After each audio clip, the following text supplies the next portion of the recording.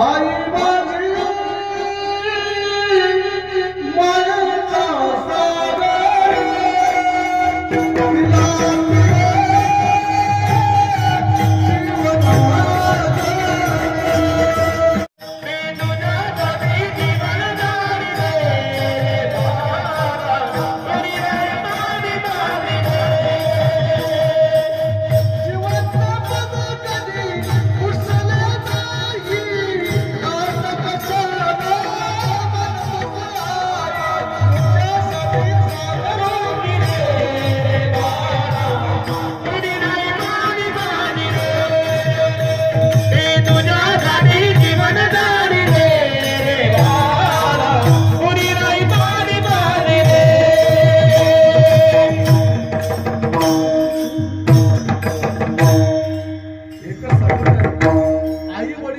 तिला त्यांच्या नावाने पाठीमागे टाळू फोडण्यापेक्षा एकच करा. शेवटचं 1-2 मिनिटं घेतो आणि सेवा समर्पित करतो.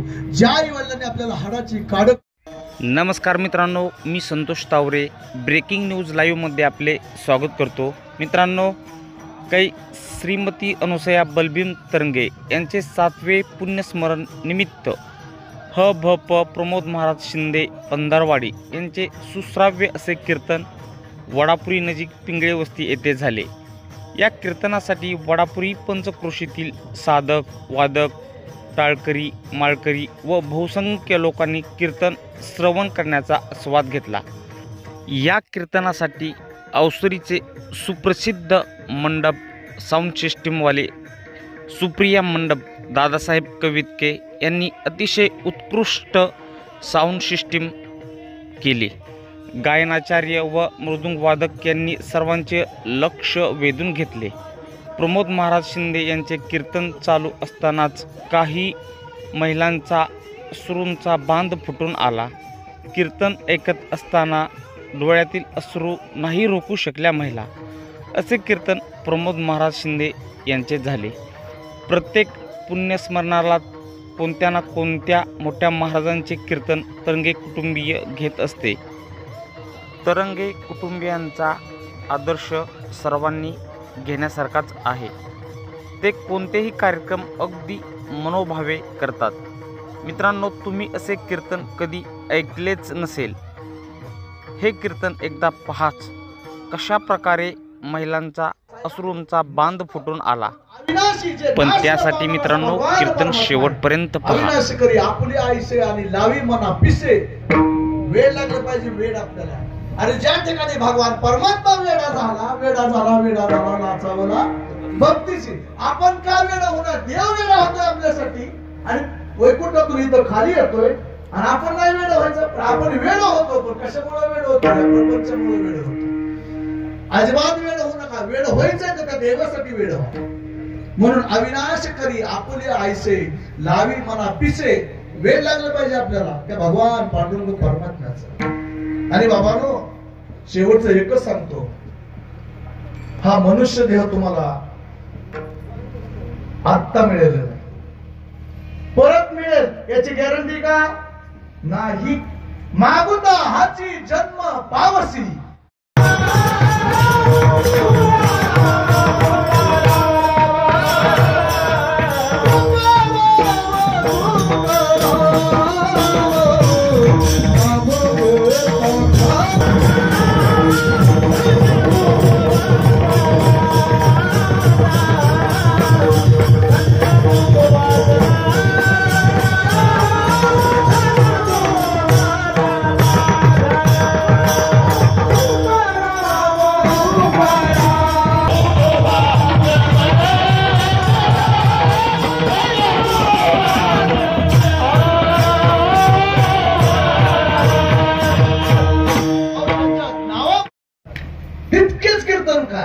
तितकेच गायक, तितकेच टाळकरी.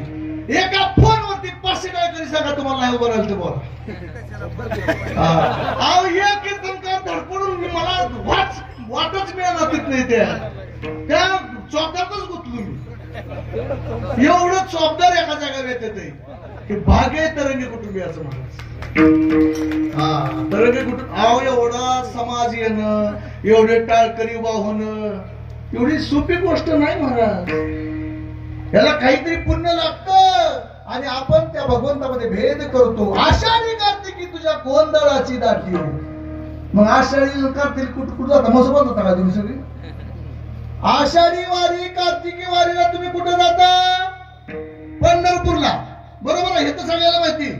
पुंडलिक देवटाऊ भावाळवंती हो कुठं? तिथं. आणि एका जनार्दनी आंबा उभी करत ठेवून कटी हो. मग कोण आहे नेमकं तिथं उभा? रूप वेगळी फक्त पण देव एकच आहे. कट्यावरी कर, कमरेवरती हात आहे त्या देवाचे. म्हणून देवामध्ये भेद करू नका, सगळे देव एकच आहेत. फक्त विश्वास ठेवा. आला बोलवा, बोलावा विठ्ठल महावा विठ्ठल, बोलावा विठ्ठल महावा विठ्ठल, बोलावा विठ्ठल महावा विठ्ठल, बोलावा विठ्ठल महावा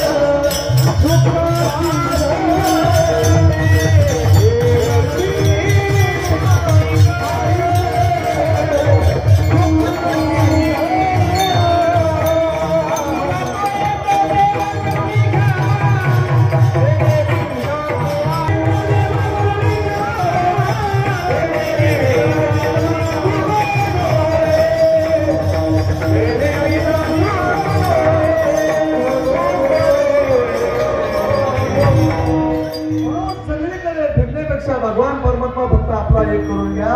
आणि त्या भगवान परमात्म्याचं जर तुम्ही अखंड नामस्मरण केलं, कोटी कोटी फेरा 184 आणि कोणत्या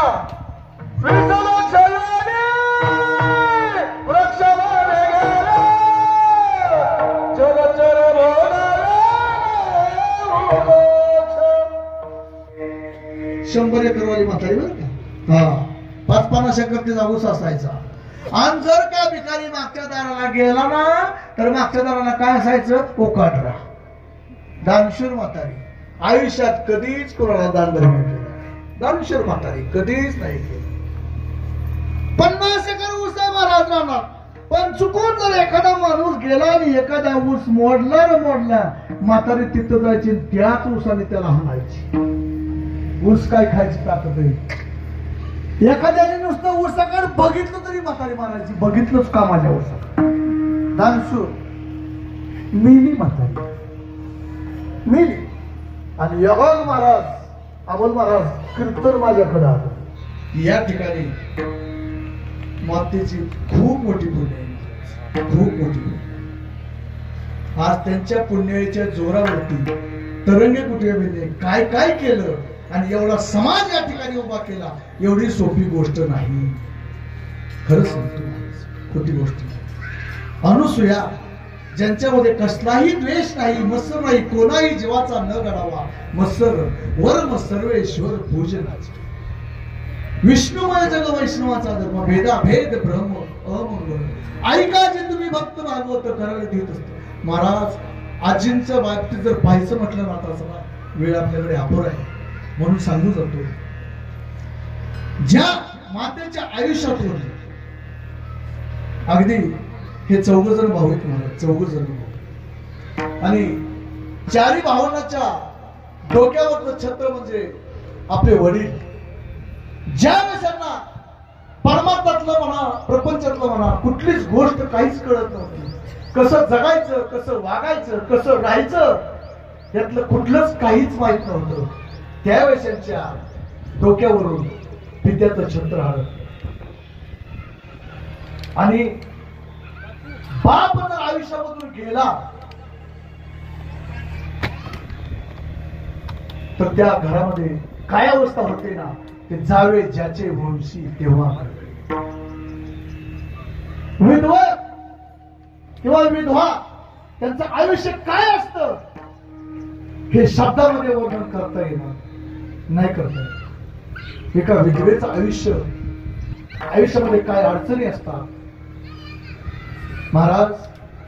आयुष्यामधून बाप निघून जाणं हे पोरांसाठी सुद्धा खूप घातक असतं आणि आयुष्यामधून पती निघून जाणं हे सुद्धा त्या पत्नीसाठी खूप दुर्भाग्य. पती आणि पत्नी म्हणजे गाडीची दोन चाकं आणि त्या दोन चाकामधलं एक चाक निखळून जावं तर दुसऱ्या चाकाने गाडी ओढली जाऊ शकत नाही.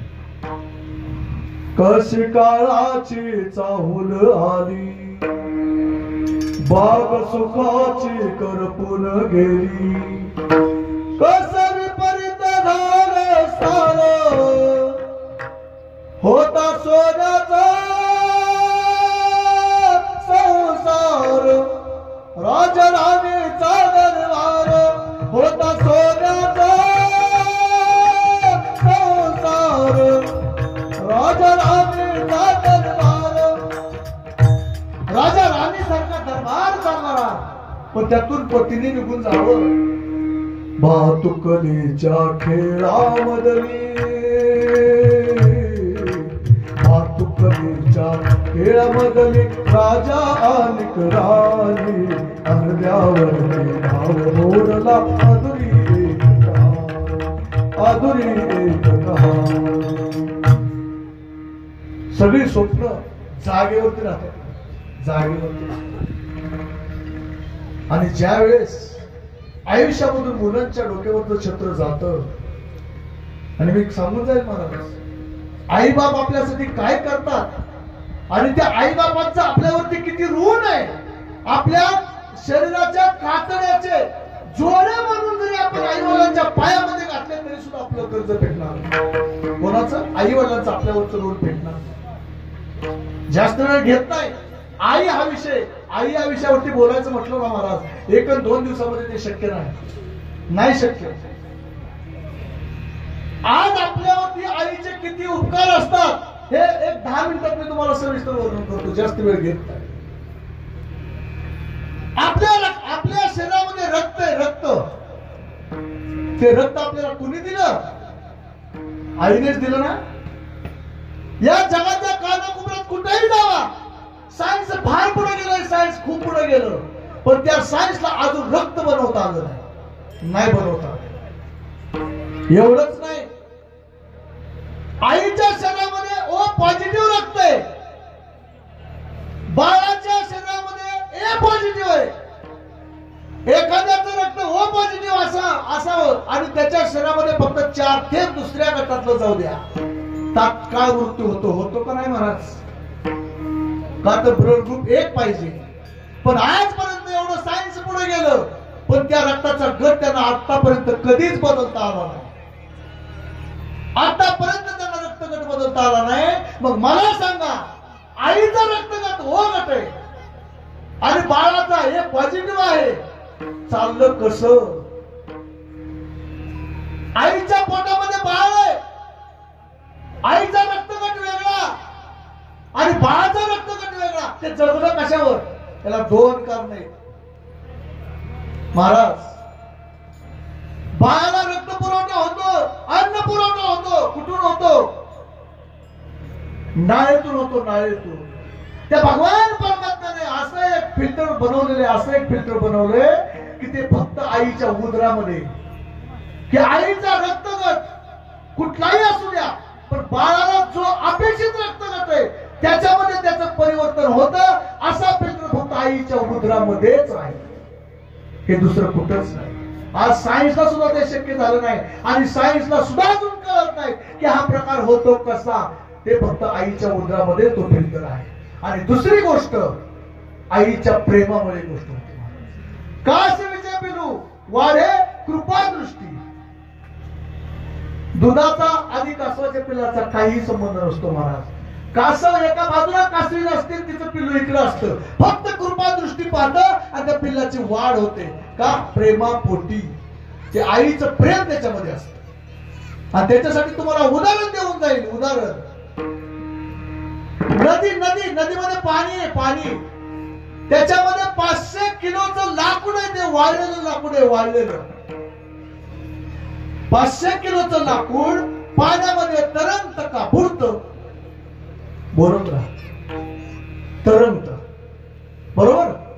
आणि 10 ग्रॅमचा दगड टाका, बुडतो का? तरतो, बुडतो. असं का घडतं? हे जाऊन त्या पाण्याला विचारा. पाण्या, तू 500 किलोचा लाकूड तारतोय आणि दगडाला बुडवतोय, असं का? त्यावेळेस त्या पाण्यामधून तुम्हाला उत्तर मिळेल.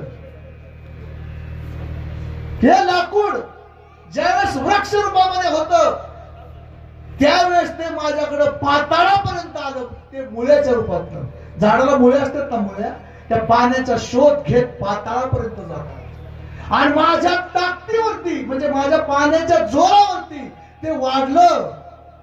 आणि वाढल्यानंतर तुम्ही त्याला कापलं, पण ते माझ्या जातीचं होतं. माझ्या जातीचं लाकूड आहे म्हणून मी त्याला तारलं. आणि दगडाच्या बाबतीत विचारलं तर तो दगड पाणी वाहत असताना प्रत्येक ठिकाणी आडवा येतो.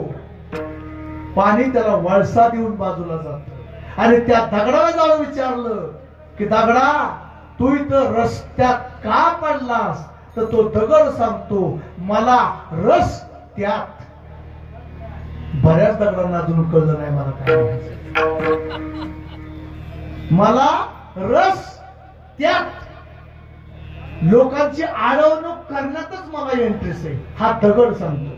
अमोल महाराज, असे कितीतरी दगड तुम्हाला आडवे येणार आहे. त्याच्या नादी लागू नका. त्या दगडाच्या नादी लागू नका. ते दगड हे दगडच राहतात. पण एक लक्षात ठेवा, तुमची ताकद वाढवा. 5 टनाचा दगड असण्यामध्ये रस्त्यात आज पाणी थोडे म्हणून तो त्याला अडवतोय. पण ज्यावेळेस भरपूर पाऊस पडेल, मोठा पूर येईल, त्यावेळेस तो दगड दुसऱ्या दगडावरती आपटतो का? या पाण्याच्या प्रेशर मुळे आपटतो. आणि दगडावर दगड आपटून त्याचं पीठ होतं. फक्त वेट अँड वॉच. त्या दगडाच्या नादी लागू नका. असे बरेच दगड आहेत महाराज. आणि त्या दगडाचं पीठ होऊन परत वाळूमध्ये रूपांतर होतं. ते माझ्या जातीचं नाही, ते मला आडवं येतंय म्हणून त्याला मी बोलवलं. की कशामुळं? आई आणि बाळाचं प्रेम काय असतं, त्या रक्ताचं रूपांतर बदललं जातं. जसं पाणी लाकडाला ताणतं, तसं आईचं आणि त्या बाळाचं एक मत असतं महाराज. आज 5 मजली बिल्डिंग उभा राहते महाराज, त्याला सगळं स्टील लागतं का नाही? या शहरामधलं स्टील कुणी दिलं आपल्याला? ते आईने दिले. आईचे आपल्यावरती उपकार किती. आज आपल्या शरीरामध्ये हाड आहेत. हाड कुणाकडून आली, कशी आली?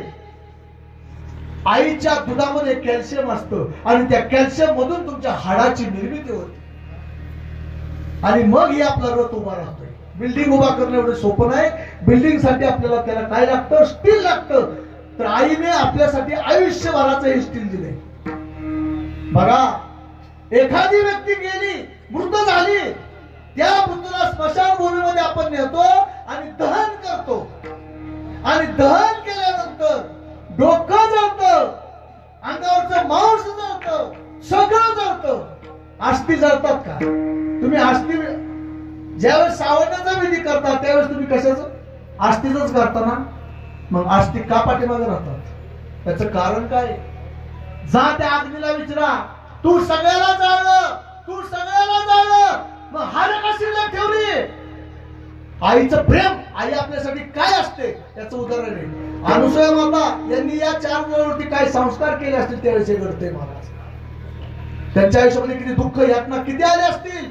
त्यावेळेस त्या अग्नीला जाऊन विचारा की तू सगळ्याला जाळलं, हे हाडाला का जाळलं नाहीस? त्यावेळेस त्या अग्नीचं उत्तर येईल मी सगळं या मृत्यू लोकातलं जाळू शकतो, सगळं जाळू शकतो, पण आईच्या दुधाला जाळू शकत नाही.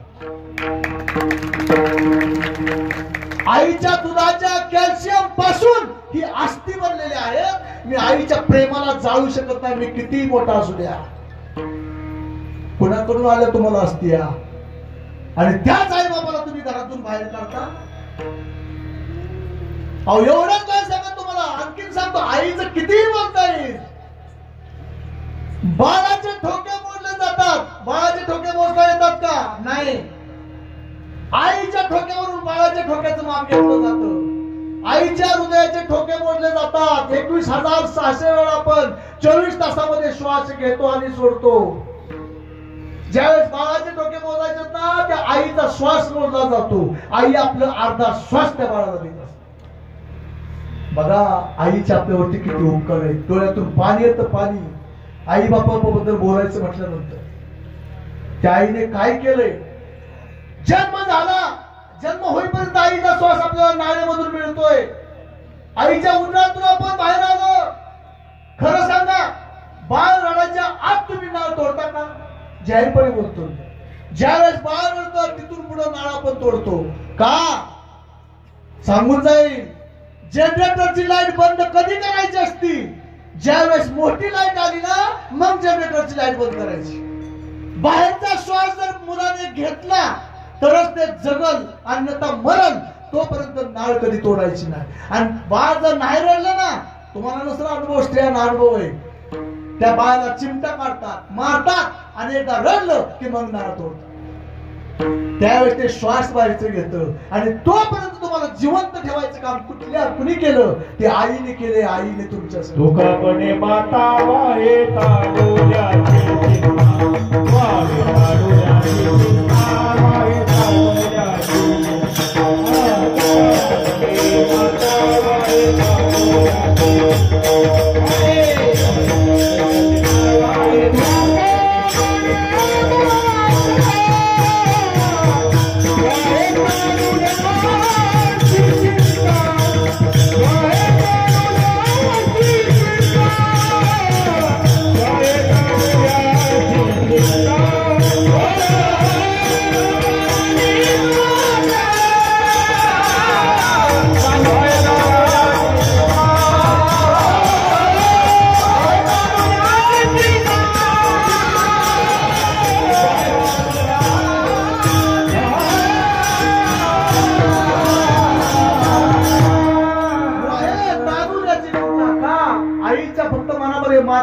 चित्ती अवघी बाळकाची व्याप्ती.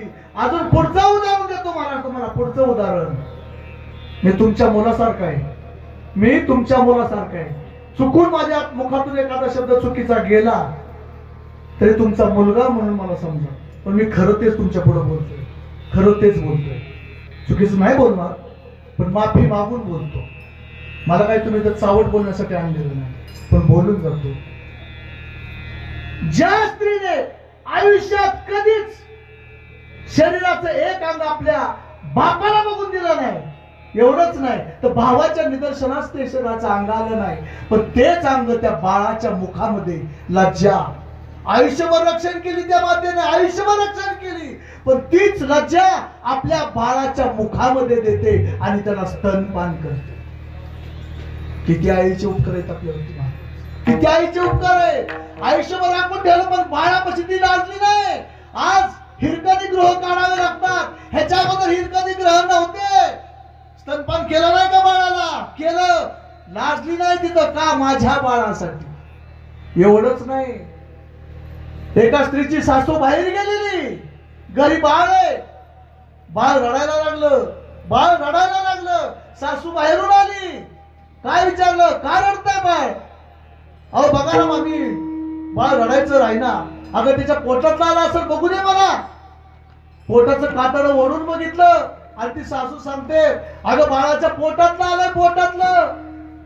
कशामुळे आलं असेल? अगं तू काहीतरी खाल्ला असेल भद्र. नाही हो, माझ्या बाळाला काहीच होऊ नये म्हणून मी तिखट सुद्धा खात नाही. खूप आवडतं मला, तिखट खात नाही. आंबट खाल्लं असेल, अजिबात खाल्लं नाही. मग काय असं झालं मला माहित नाही, पण मी खात्रीनं सांगते, मामी मी दुसरं काही खाल्लेलं नाही, मला उपचार सांगा उपचार. याच्यावरती एकच उपचार आहे. काय उपचार आहे? जा म्हणले बाहेर, कडुलिंबाचा पाला आणि कडुलिंबाचा पाला ते उकळामध्ये कूट आणि त्याचा रस तयार कर, रस आणि ग्लासभर रस तू पे आणि ते पिल्यानंतर बाळाच्या पोटातलं राहील. ती स्त्री घरातून बाहेर गेली, इकडं तिकडं पाहिलं, त्या झाडाजवळ कोणच नव्हतं.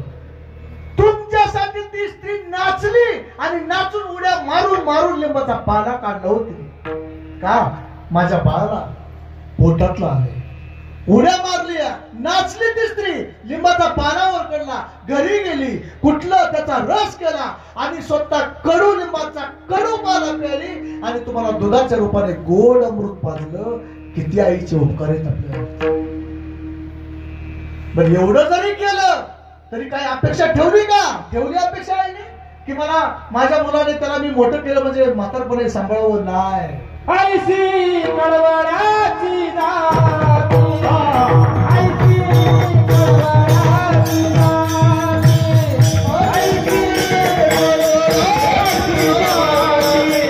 आईसी कळवळाची जाती, आईसी कळवळाची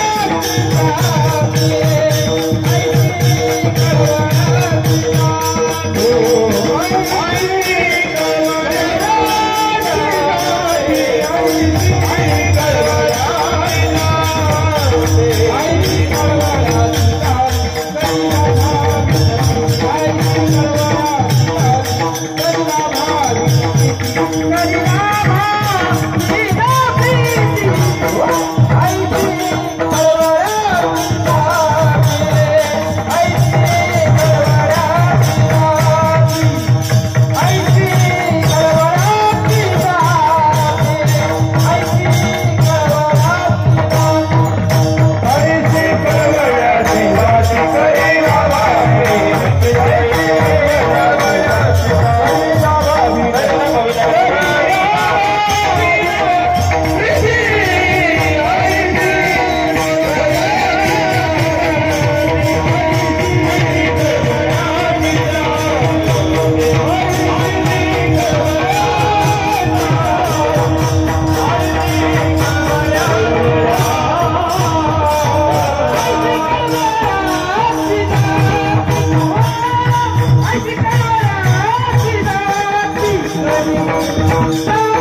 प्रेम करणारी आईशी कळवळ याची जाती करी लाभावी न प्रीती.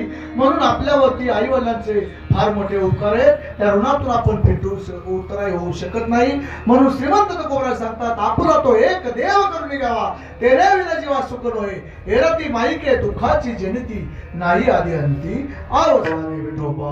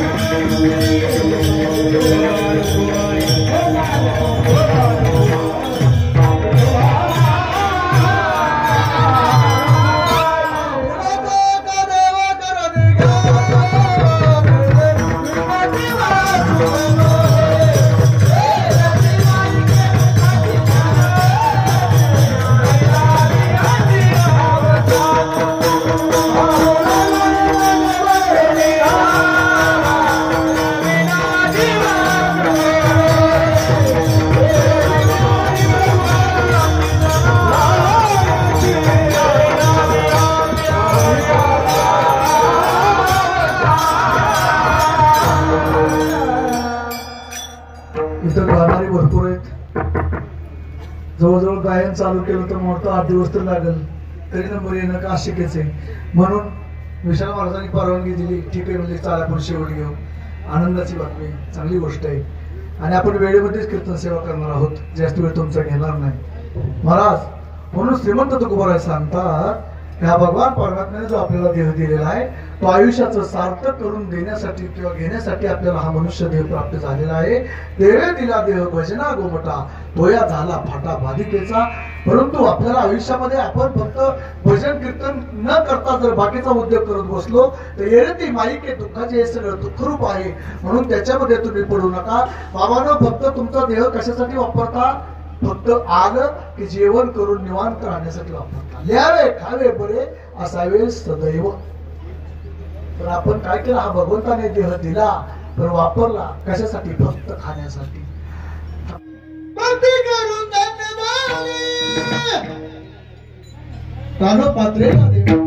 मंदिरात जागा दिली का? अहो भगवंताचं नामस्मरण केलं आणि संत चोखोबा शेजारी आहे नामदेव पाय का? चोखोबारायाच्या आस्थेमधून विठ्ठल विठ्ठल विठ्ठल नामस्मरण येत होतं. आपण जिवंत असून भगवंताचं नामस्मरण करा, देव कसा आपल्याला जवळ करेल. म्हणून बाबांनो, हा देह भगवंताने दिलाय ना, तर त्या भगवंताच्या नामस्मरणामध्ये घालवा. आणि जर तुम्हाला असं वाटत असेल की आपण गेल्यानंतर सुद्धा आपल्या पाठीमध्ये असा सोहळा व्हावा, तर त्याच्यासाठी एकच उपाय, तो म्हणजे फक्त भगवंताचं नामस्मरण. आज या ठिकाणी वैकुंठवासी अनुसूया बलभीम तरंगे यांचं 7वं पुण्य स्मरण. आज आपल्यामधून त्या जाऊन जवळजवळ 7 वर्ष झाले. विचार करा, त्यांना 4 मुलं, 1 मुलगी. ज्यावेळेस त्यांचे पती त्यांच्या आयुष्यामधून गेले, खरं सांगा त्यावेळेचा काळ कोणता होता? एक मूल सांभाळणं आपल्याला आताच्या परिस्थितीमध्ये सुद्धा शक्य नाही. आताच्या परिस्थितीमध्ये आपल्याला एका मुलाचं संगोपन करणं शक्य नाही. आज 4 मुलाचं संगोपन करणं एवढं सोपं होतं, आणि तेही पती विना. किती दुःख आयुष्यामध्ये आलं असेल महाराज त्यांच्या, किती दुःख आलं असेल. आज बाप जर गेला तर त्या मुलाची अवस्था काय असते, आणि पती गेला तर त्या पत्नीची काय अवस्था असते. पण त्या आई वडिलांनी आपल्यावरती इतके उपकार केले तरी आपण त्या आई वडिलांना विसरतो 100% पण विसरू नका. आई वडिलांनी केलेलं जे कर्म ते आपल्या ध्याना मनामध्ये ठेवा, त्यांना विसरू नका. पण आपण विसरतो. बाप नसतो कुणाच्या ध्यानी, बाप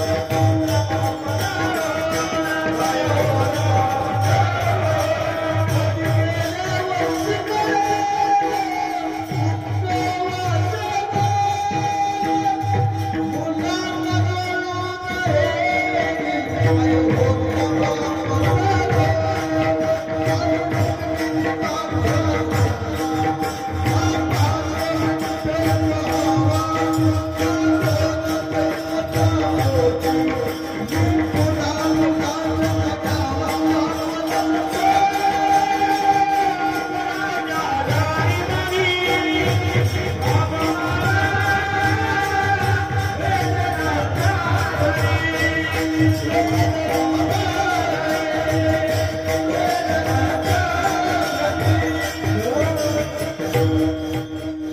गेल्यावर कळालं कुंकवाच्या माला. त्या विधवेला जाऊन विचारा आयुष्यामधून पती गेल्यानंतर अवस्था काय असते महाराज. आणि तीच अवस्था आमच्या अनुसवयींच्या आयुष्यामध्ये होती महाराज. तरी सुद्धा त्या खचल्या नाही, खंबीरपणे उभा राहिल्या आणि 4 मुलांना बघा. आज त्यांची त्यावेळेसची परिस्थिती जर पाहिली ना महाराज, सांगू वाटणार नाही अशी परिस्थिती होती महाराज त्यावेळेसची. आणि आज अवस्था बघा. आज एवढा समाज एका ठिकाणी येतोय कोणामुळं? त्या आजींमुळं. पण त्या आजीचं फार ऋण आहेत महाराज या सगळ्यांवरती. शुद्ध बीजा पोटी फळे रसाळ का तर मुखी अमृताची वाणी, देह देवाचे. त्यांचे पती वैकुंठवासी बलभीम लक्ष्मण तरंगे खूप दिवसापूर्वी त्यांना सोडून गेले होते महाराज. तरी सुद्धा खंबीरपणे त्यांनी मुलांचं संगोपन केलं. त्यांच्या 4 मुलांची नावं श्री हनुमंत बलभीम तरंगे, श्रीमंत बलभीम तरंगे, श्री शिवाजी बलभीम तरंगे आणि श्री विजय बलभीम तरंगे. आणि त्यांच्या मुलीचं नाव वैशाली मोहन काळुके. तसंच त्यांच्या 4 सुना. या सर्वांनी मिळून महाराज हा कीर्तन सोहळा केलेला आहे. आणि मी खरं सांगून जाईल, जोपर्यंत आई वडील आहेत ना तोपर्यंत त्यांची सेवा करा. आईचं आपल्यावरती किती प्रेम होतं हे जर एखाद्याने विचारलं ना महाराज, तर त्या प्रेमाला उपमा किंवा कुठलं काही सांगू शकत नाही की एवढं प्रेम केलं. सागराच्या पाण्याची जरी तुम्ही उपमा दिली ना तरी सागराच्या पाण्याची उपमा सुद्धा आईच्या प्रेमाला कमीच पडते. 100% समजून जाईल. आई माझी मायेचा सागर, तिला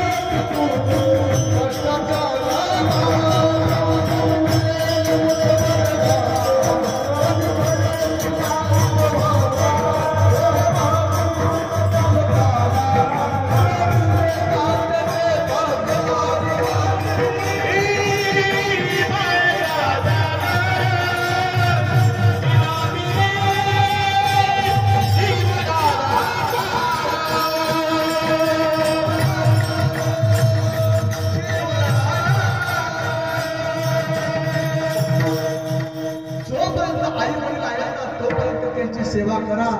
मावळलेला सूर्य तुम्हाला दुसऱ्या दिवशी पाहायला मिळेल, पण एकदा काळाच्या आड गेलेली व्यक्ती तुम्हाला कधीच सापडायला मिळणार नाही.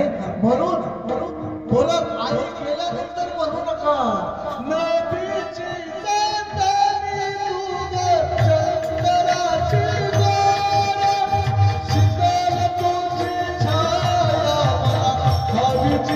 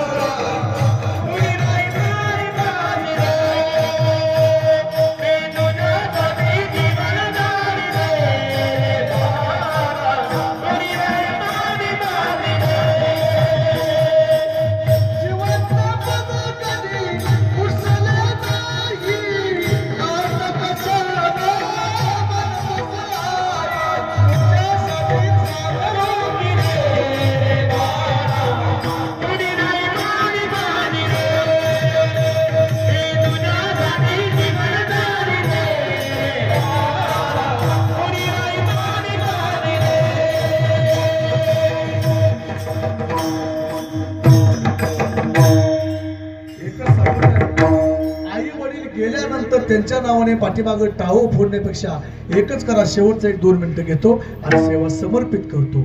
ज्या आई वडिलांनी आपल्याला हाडाची काढ करून सांभाळलं, आज या कुटुंबियाकडे जर पाहिलं ना महाराज, तर खरंच अशी मुलं असावीत. आपल्या हिता जो असे जागता धन्य माता पिता तयाच्या. त्यांच्या आई वडिलांना पुण्य धन्यता द्यावीच लागणार.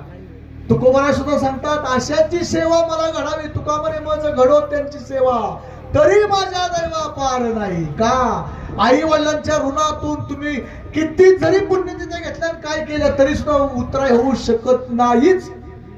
तरी सुद्धा ते प्रयत्न करतात. का की त्यांना जाण आहे आपल्या आईने आपल्याला सांभाळलं कसं.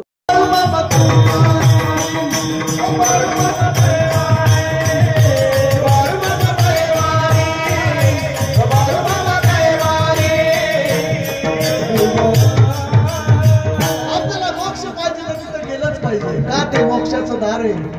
आणि आमचा बाळूमामा महाराज खरंच दयावंत आहे. बाळूमामा माझा दयाळू देव, बाळूमामा माझा आपल्याला भक्ताचा घेतो या नाव, आपल्याला भक्ताचा घेतो या नाव.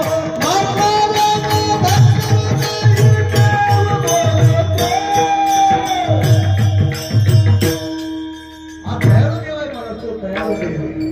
आणि तोच भगवान परमात्मा रूप घेऊन भगवान शंकराचं रूप महाराज ते भगवान शंकराचा अवतार आहेत ते.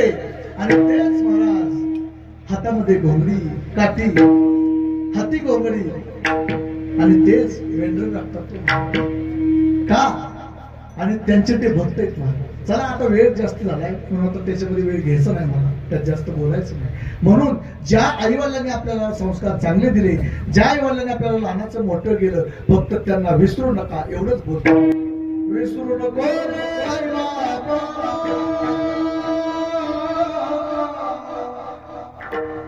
विसरू नको जिजवली त्या माया जिजून तुझ्या शिरावर धरली सुखाचे मिळणार नाही.